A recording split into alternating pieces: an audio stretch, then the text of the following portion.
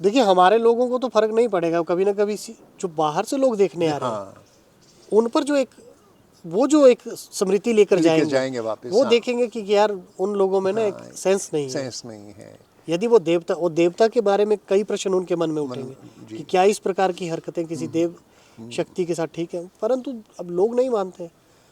लोगों का ऐसा है कि हम बोलेंगे तो हम बुरे हैं, या फिर कोई अच्छी सलाह देगा तो वो बुरा है। ये चीज़ें बहुत सोचनी आवश्यक है। और पहले से दशहरा अब 7 दिन का हो गया, चलिए पहले किसी समय में 5 दिन का भी रहा है।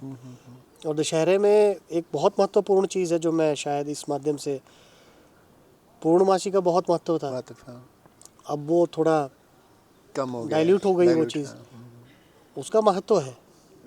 तो ये दशहरा शब्द ना लेकर हम इसे दशमी कहें तो ज़्यादा बेहतर है। ये विदा दशमी है, दशहरा नहीं है। दशहरा कुल्लू में मुझे लगता है कि दशमी मनाई जाती है। दशहरा तो एक आयातित शब्द कह सकते हैं, वो हिंदी का शब्द है, हिंदी का नीचे से जो आयात किया गया। क्योंकि यहाँ की परंपराएं प्रथाएं जिन्हें लोग कहते हैं कि गुप्त रहनी चाहिए, गुप्त रहनी चाहिए, ठीक है गुप्त रहनी चाहिए, परंतु इतनी गुप्त भी ना हो कि किसी को पता ना चले। अगली पीढ़ी को तो पास ऑन करें। जी।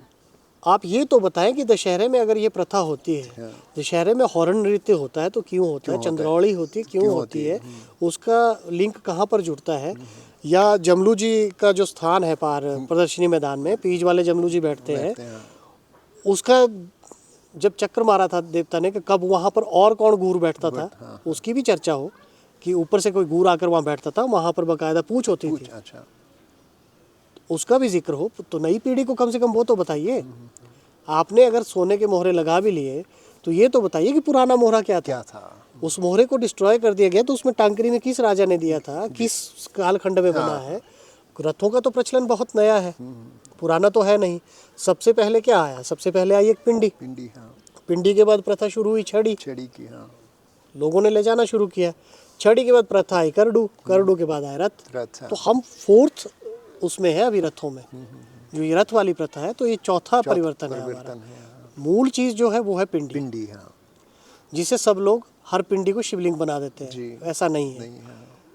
पिंडी की जो प्रथा है ये बहुत पहाड़ों की बहुत पुरातन प्रथा है, जैसे ऊपर जगन्नाथी माँ की पिंडी है। ये आप देखिएगा थान देवता जो हमारे यहाँ पर होते हैं उनको भी एक छोटी छोटी पिंडियाँ होती है। वो उससे पुराने समय में अगर उसे हिंदी भाषा में उसको एक शब्द देना हो तो उसे ये कहा जाता है यक्ष चत्वर, ओके, कि जेच का चबूतरा, जहाँ पर दीपक जलाए जाते हैं, ऊपर पत्थर रखा जाता है, छोटे छोटे 2 साइड में पत्थर है। तो ये प्रथाएं हैं इस तरह की, ये चीज़ें हमें इंट्रोड्यूस करनी पड़ेगी अगली पीढ़ी को। नहीं करेंगे तो फिर ये कहीं ना कहीं डाइल्यूट हो जाएगी। जैसे कश्मीर का कल्चर ख़त्म हुआ, जबकि कश्मीर का कल्चर यहाँ तक रिलेट करता है, जैसे वो ख़त्म हुआ वैसे कुल्लू का भी ख़त्म हो जाएगा। और कुल्लू को हम उस रूप में कभी नहीं जान पाएंगे जो उसका वास्तविक रूप है। हम कुल्लू को उसी रूप में देख पाएंगे कि कुलांत पीठ है। परंतु क्यों कुलांत पीठ है, क्लूतो कहाँ है, या माइग्रेशंस का क्या यहाँ पर असर रहा है।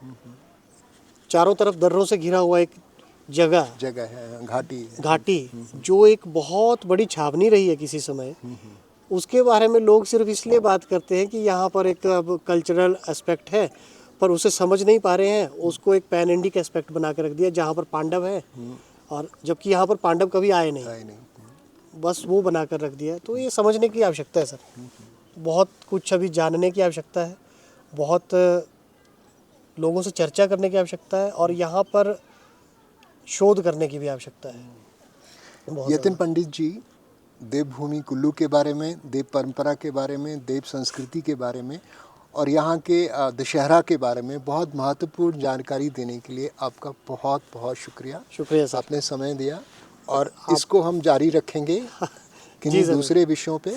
आपका बहुत बहुत शुक्रिया। Thank you sir, thank you.